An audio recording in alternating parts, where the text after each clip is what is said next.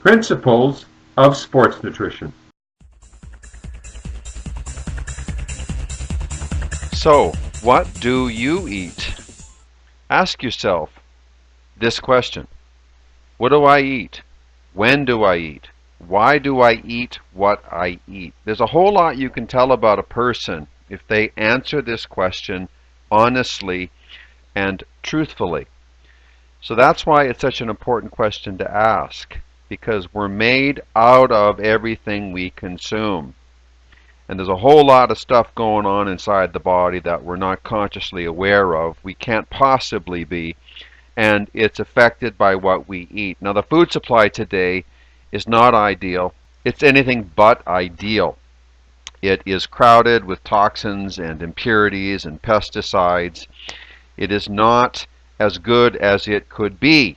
So the goal then is to strive to improve what it is that we do eat. So when you review someone's diet, when you look at your own diet, the goal by looking at it objectively is to try and come to terms with what it is you're actually eating. And if you want to, you can itemize it, you can scrutinize it, you can objectively dissect it and break it down and determine how much calcium, magnesium, selenium, potassium, how much vitamin E, how much beta-carotene, carotenoids, flavonoids. You can look at all of this, and then you can determine whether or not you're even getting close to what is considered to be ideal to supply your biological demand. That's the objective with food, to bring in energy, transfer it into the cell. There's an exchange, tit for tat, and also you're bringing in vitamins and minerals. Remember that empty food, empty calories have energy, but they don't contain the nutrients, the micronutrients that are needed to process the food. So in order to process the food, you have to borrow from organ reserve, and that's what depletes organ reserve over time. And when you get into your 40s and 50s and 60s, that's when you really start to feel this.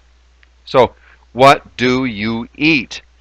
Beginning in the morning when you rise, do you drink water? What's the first thing that you consume? What's the first thing that you put in your mouth? Do you drink water or juice? Is that juice freshly squeezed? Is it store-bought, homogenized?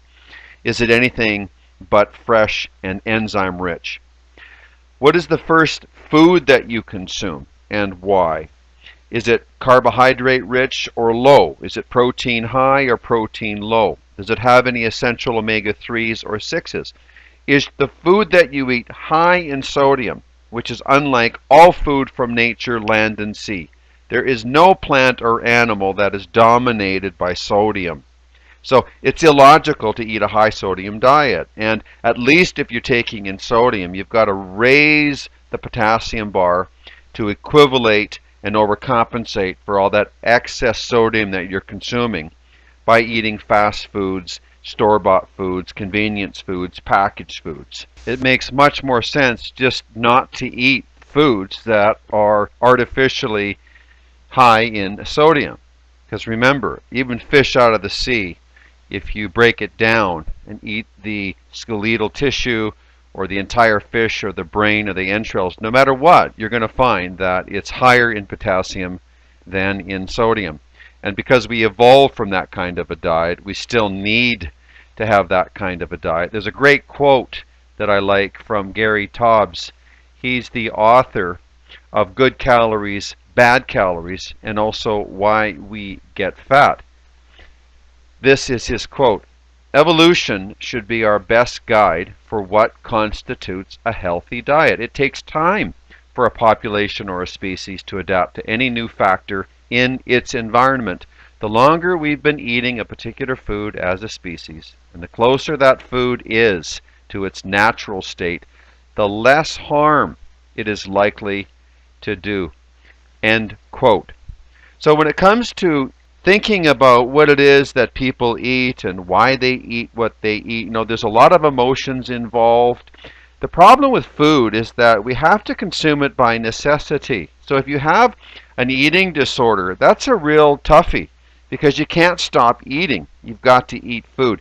Now, many people eat mindlessly. They don't ever think about the composition of the food, fats, carbs, and proteins. Some people do, but most people don't. They eat entirely based on the motivation of taste and pleasure. They don't time their meals specifically in relation to anything other than when they feel hungry, and most people today aren't truly hungry. We overeat as a nation. We waste more food. We throw more food out than what the entire third world needs to survive. It's disgusting. And yet most of that food that we throw out and waste isn't fit to consume anyway.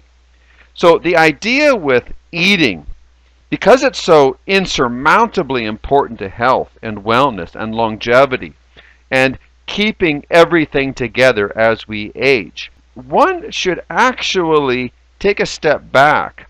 This idea about introspection and reviewing one's life and what one does is as old as the hills. I mean, this is an idea that Socrates began with reviewing one's life, and he said if you don't review your life, that life isn't worth living.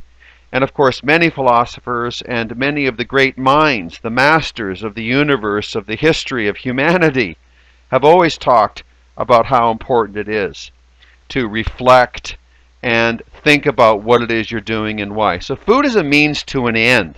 Yes, it's pleasurable. Yes, it's enjoyable. Yes, we collectively come together and there's happiness and there is sharing and enjoyment and conversation all around food, going back to the tribes and the campfires. But today we've lost touch with what it is that food's supposed to do. Ideally, it heals. It doesn't destroy. It regenerates. It changes the environment in a positive format so that we can derive energy efficiently as a result of eating our food. If you eat the wrong kind of food, you're going to become innervated. You're going to feel tired. And the more you eat of the wrong food, the more tired you're going to feel. So, what do you eat commands an intelligent response. If you've never evaluated what it is you eat, if no one has ever broken down what it is you eat and has given you some guidelines or some advice about how to change it or modify it or improve it, then I think it's about time you experienced that. And perhaps you can see, if you truly look at this thing objectively, room for change and improvement. A man is defined not by what he says, but by what he does. And so eating is part of that action. Watch people eat. Watch how they behave. And see if you can see a connection between what they eat, how they behave, and their state of mind.